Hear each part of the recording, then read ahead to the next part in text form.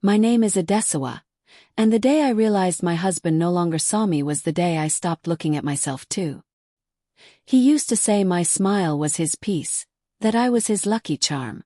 But ever since Ken got that big promotion, I became invisible, like the ghost who cooked, cleaned, and smiled at a man who forgot she existed.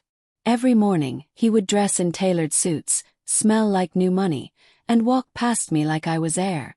No goodbye, no kiss, not even a glance. When I spoke, he sighed. When I laughed, he frowned. When I tried to touch him, he said he was too tired. The worst part, he started flirting openly.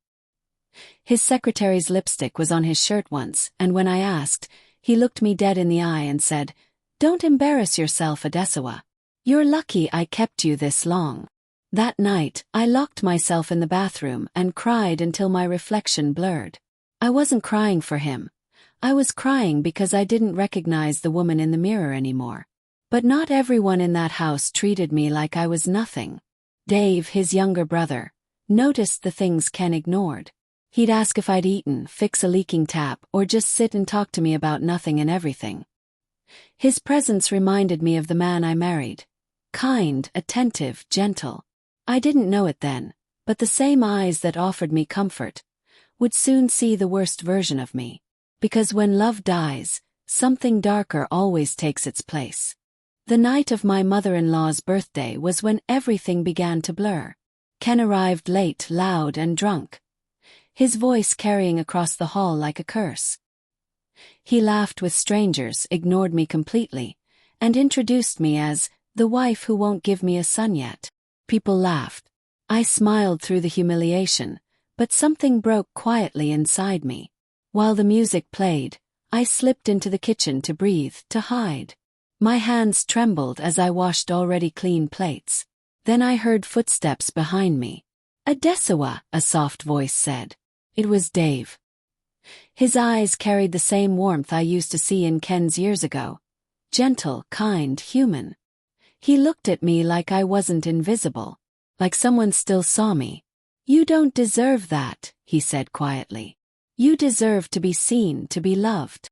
I wanted to tell him to stop, to not make me feel anything at all. But my throat betrayed me. It tightened, and a tear slipped before I could hide it. Dave wiped it away with his thumb, his touch lingering longer than it should have. For a second the room fell silent, only our breathing, slow and confused. When Ken called from the hallway, I flinched and stepped back quickly, pretending to rearrange plates. Dave just smiled faintly and said, "Don't let him kill your light, Adesawa." That night, when everyone had gone to bed, I lay beside my husband, watching him snore peacefully while my heart ached for the wrong man. I hated myself for it, but I also hated how right it felt to finally be noticed again. It started with another argument, this time over nothing. Ken accused me of flirting with his brother, because I'd asked Dave to help fix a leaking tap. He shouted so loud the house echoed. I tried to explain, but words never meant anything to him anymore. His pride was louder than truth. When I told him I was tired of being treated like dirt, he snapped. His hand met my cheek before I could blink.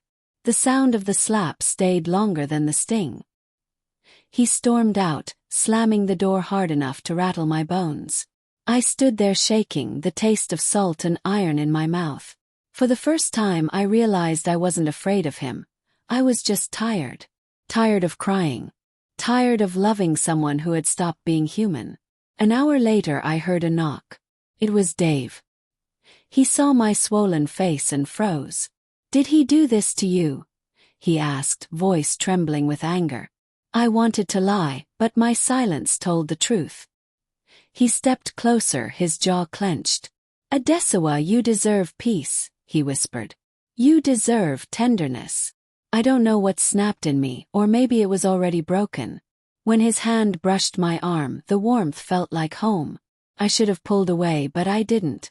Our lips met, soft at first, then desperate, like we were both drowning and found air in each other. It wasn't planned. It wasn't right. But it felt like the only moment in years where I mattered.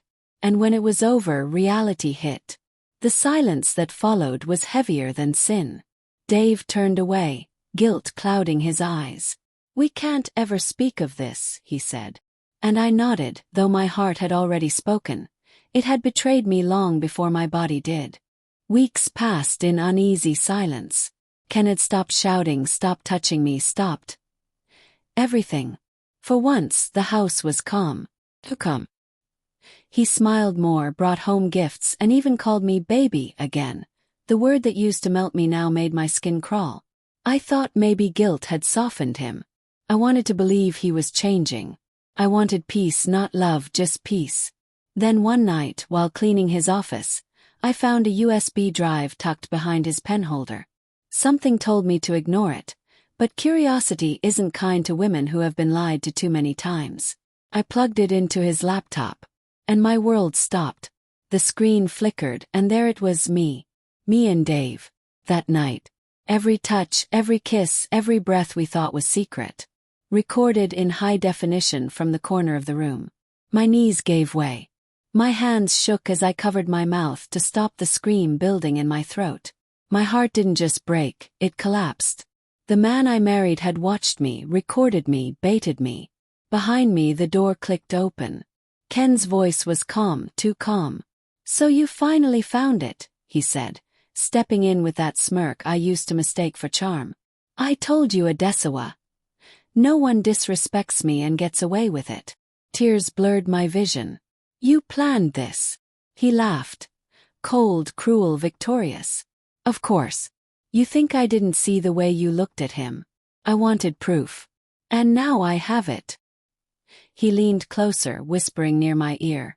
"You'll know what humiliation feels like soon." When he walked out, I realized I wasn't shaking from fear anymore. I was shaking from the rage of a woman who had been pushed too far. The next morning, I woke up to my phone buzzing non-stop. Missed calls, messages, notifications. Hundreds of them. My hands trembled as I opened WhatsApp. At first, I didn't understand what I was seeing. Then it hit me. The video. Sent to his family group chat. The Olanrawaju family. My face, my body, my shame, everywhere. My throat closed up as I scrolled through the messages. "Adesawa, how could you do this to Ken? With his own brother?" My heart pounded like it wanted to break free. I called Ken, but he didn't answer. Instead, he texted, "Now they know what you are." Minutes later, my mother-in-law's number flashed on my phone. I hesitated, then answered. Her voice came sharp as glass. "Pack your things and leave my son's house. You brought disgrace to this family." By the time I reached the gate, neighbors were already whispering. One woman pointed at me like I was a ghost walking out of her own funeral. And then I saw him, Dave, standing by his car, his eyes red, jaw tight. He tried to come close, but Ken stepped out behind him, holding up his phone like a trophy. "Looking for your lover. She's trending now," he said, smiling. Dave lunged at him, shouting, "You destroyed her." Ken pushed him back. "No, she destroyed herself." Their father's voice thundered from the balcony, commanding silence. But no one could silence the chaos already inside me. As I walked out of that compound, the world I once called home burned behind me, not in flames but in shame. And somewhere deep inside, a small, quiet part of me whispered, "This isn't the end. Not yet." Pride is easy to hold when you still have something left. But when hunger becomes your only company, pride starts to sound like foolishness. Days turned into weeks, and my small savings ran out. I sold my jewelry, then my clothes, then even the curtains from my window. Every knock on the door made my heart race. I owed rent, owed light bills, owed the woman who sold me bread. Dave had tried to help, but I couldn't keep living off his guilt. He had his own battles, and I didn't want to be another one. So one morning, with trembling hands and an empty stomach, I did the thing I swore I'd never do. Called Ken. He didn't pick the first 3 times. On the 4th he answered. His voice calm, detached. "Adesawa," he said, almost amused. "You finally remembered I exist." "I just need help," I whispered. "Please. Just a little money until I find work." He chuckled. You want my help. After what you did to me. Adesawa, you're lucky I haven't had you arrested. The line went dead. But desperation has no pride, so I went to his office. He was there, sitting beside a woman in a tight red dress. His secretary. The same one from before. When he saw me, he smiled like I was part of a joke, only he understood. You came all the way here to beg, he said loudly enough for everyone to hear. Tell me, how much is your dignity worth now? The woman laughed softly. My throat tightened. I wanted to vanish. Ken, please, I said, my voice breaking. I just need to survive. He leaned back in his chair, eyes cold. You survived my humiliation. You'll survive hunger too. Now leave. I stood there frozen, the laughter behind me echoing long after I stepped out. Outside I broke. Right there on the pavement, under the sun, I cried until my tears ran dry. But as I wiped my face with shaking hands, something inside me shifted. If no one would save me, then I would save myself. That was the day I stopped begging for mercy and started fighting for freedom. 3 months passed, but shame doesn't keep time. It stays with you. In every whisper, every glance, every night you stare at the ceiling wondering how you became a headline in your own tragedy.